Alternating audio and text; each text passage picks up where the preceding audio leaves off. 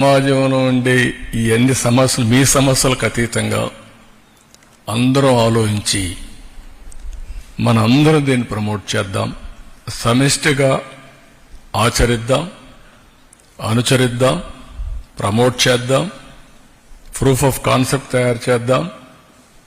ఇది ఒక holistic objective.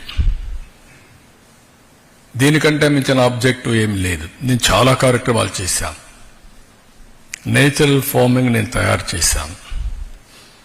ఈరోజు నేచురల్ ఫార్మింగ్ అనేది ప్రపంచానికి ఒక నమూనాగా తయారవుతోంది.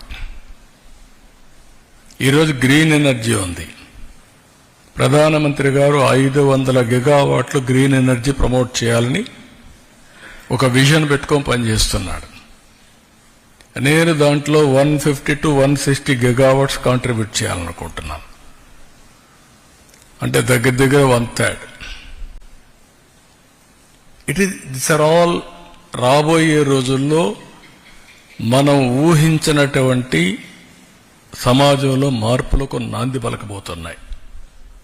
ఎన్విరాన్మెంటల్ బ్యాలెన్స్, హెల్త్ మీద ఇంపాక్ట్, సొసైటీ మీద చాలా. ఎందుకంటే భారతదేశం ఈరోజు మళ్ళీ చెప్తున్నా, నాకేమాత్రం అనుమానం లేదు, 2047 భారతదేశం నెంబర్ 1 ఆర్ నెంబర్ 2గా ఉండాలి.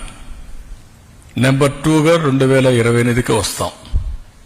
మళ్ళీ 20 ఏళ్ళు మనకు సమయం ఉంటుంది.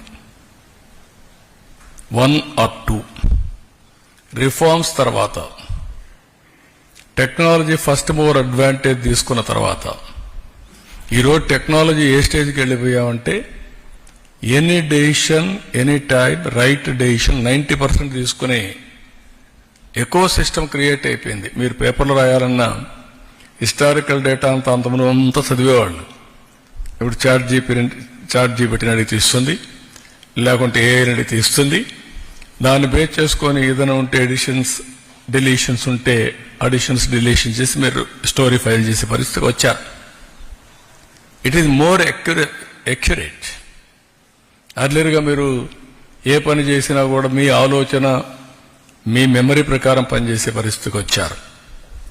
మూడోది డెమోగ్రఫిక్ డివిడెంట్ ఉండే అడ్వాంటేజ్ ఉండే ఏకైక దేశం భారతదేశం. Technology demographic dividend.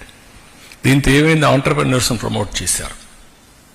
ప్రపంచానికి సేవలు అందించే పరిస్థితి భారతీయులకు వస్తుంది. ఇప్పటికే వచ్చింది, భవిష్యత్తులో ఇంకా ఎక్కువ అవకాశాలు వస్తాయి. అందుకే ఫ్లెక్సిబుల్ ఇవన్నీ వచ్చాయి. అన్నీ వచ్చినా కూడా మళ్ళీ స్ట్రెస్ పోవాలంటే వేరే మందు లేదు, యోగానే. మీ ప్రొడక్టివిటీ ఎన్హాన్స్ కావాలంటే you have to practice it. 3 మార్గాలు. Breathing, morning